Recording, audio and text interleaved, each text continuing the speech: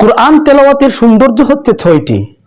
রাসূলুল্লাহ সাল্লাল্লাহু আলাইহি ওয়াসাল্লাম ইরশাদ করেছেন, ইকরাউল কুরআনা বিলুহুনিল আরবি ওয়া আসওয়াতিহা, তোমরা কুরআন মাজিদ তেলাওয়াত করো আরবদের সুরে এবং অনুকরণে।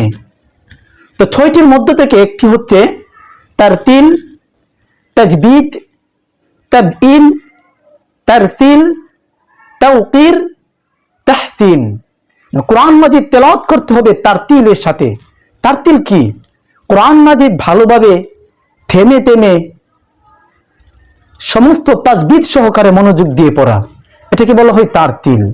তাজবিদ হরফসমূহ নিজ নিজ মাখরাজ থেকে উচ্চারণ করে তার সমস্ত সিফত সহকারে আদায় করা।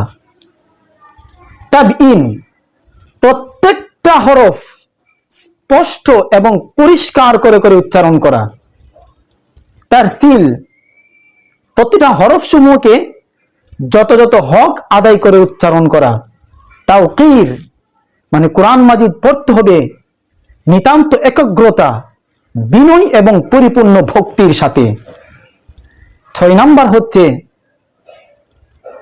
তাহসিন মানে কোরআন মাজিদ পড়তে হবে আরবদের সুরে এবং তাজবিদের প্রতি মনোযোগী হয়ে।